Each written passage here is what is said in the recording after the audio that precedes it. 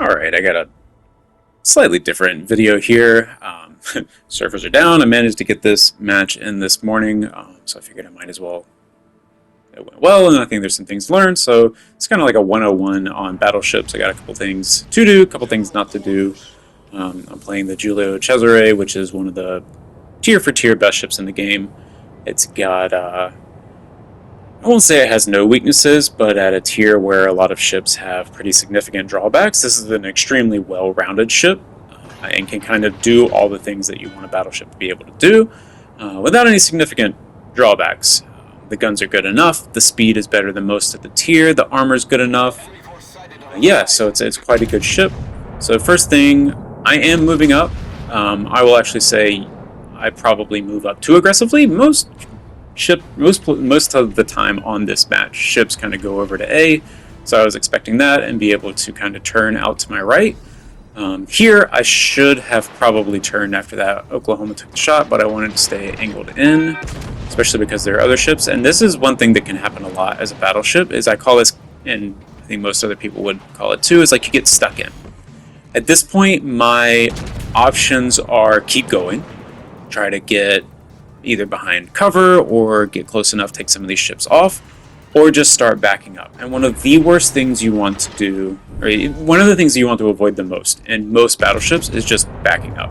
You're slower, you're less maneuverable, you're not able to react to incoming fire, and pretty much any ship can just close on you going forward. So I've probably overextended. Oh, not even probably. I've definitely overextended at this point. But one thing that I am doing is using this ship's generally good maneuverability to kind of dodge some of this incoming fire. I'm staying angled. You'll see that I'm not just pointing my nose directly at a ship. I like to have, what you want to do is have a little bit off. And so your thicker side plating, armor belt and upper belt can have, they will bounce, shatter some of that incoming fire.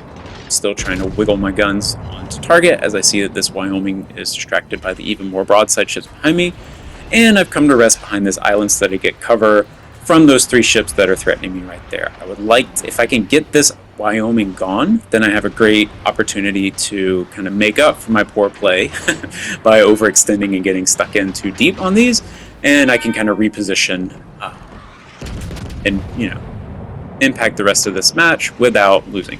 Wyoming had a great shot on me right there. If he had taken that shot on me instead of the ships behind me, that might have been lights out, but you can actually see that they're even more broadside than I am. And so we probably picked those based on their angle rather than their actual closeness. During this, the enemy destroyer popped up in C, but this is very much a ship knowledge, choice. It was a, oh gosh, what is the name of that thing? The Pod Racer. It's a tier 4 Soviet destroyer, and it has incredibly short-range torpedoes. So I know that with him that far away from me, I'm not in any danger. Here, I make an intentional choice to go after the Oklahoma. I've spent a lot of time trying to think about why some matches go the way they do, and et cetera, et cetera. Arcade has actually been a great place for me to kind of think through some of these. Why do some matches turn into wins and some turn into losses? And I'm not specifically talking about things that are just complete, steamrolls. It's these close matches or things like that. That French cruiser, the Doogie, was going down anyway. All three of the ships on this side were shooting at him, and kind of no matter what I did at that point, he was going down. So if I fire, especially if I fire all of my shots at him instead of the ship behind him, I'm kind of wasting a salvo and wasting damage on him. He needs to go down. He's threatening us. He's got torpedoes, and he is an easy target. But if I shoot at him instead of the other target, I'm leaving damage on the table. So here, now I'm trying to get the Agincourt down. I am remaining angled. I believe he can still overmatch my nose.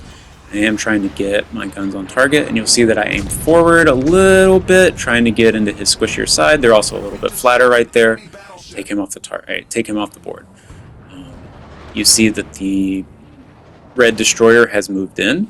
A lot of times what this destroyer will want to do, or honestly any destroyer, is kind of rush at me at this point and torpedo me. So I really need to take this turn. I was trying to wait until the Oklahoma fired and get this turn done, because I am going broadside, but I'm also using the island for at least a little bit of cover. Depending on exactly his angle, some of his shots may hit the island, and you see that I managed to make it. Yep, oh, I just made it before his shells hit me, and I'd actually take no damage from him. Right here, I am, I'm not going to outrun this ship. The Podvoisky is actually one of the fastest ships in the game. It is quite quick and can be fun, but it has, because of the extremely short-range torpedoes, it can be a little bit limited. And so right here, I'm just trying to buy time to get him off the board.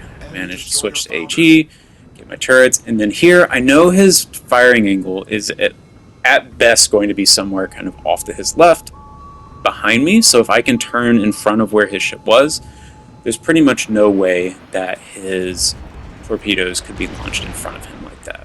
Here, I beach somewhat intentionally. I have kind of run out of room, but also if I can hit the island, basically right as that Oklahoma fires, his shells will go past me instead of hitting me, which is exactly what they do. Against extremely skilled opponents, that won't work. They'll see that you're about to hit, and they will, compensate for that. But it's a lot of times worth a try, and you can sneak stuff in. Took another angled shot. A lot of them fell short, but they also hit my belt. So we are trying to whittle this guy down. Gotta love arcade. This T-22 on our team has been in A kind of the whole time. He really should just go to B.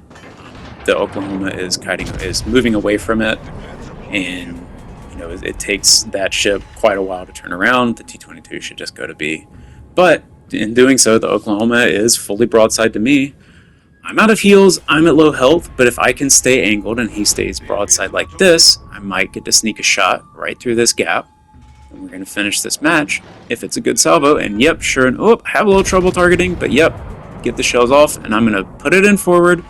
I'm still angled enough that I only take a few hits, and he goes down. There's a lot going on in that. You're not going to jump straight into 4-kill matches with any ship. But looking at the... send a little GG to that guy, because he was, he took the destroyer out.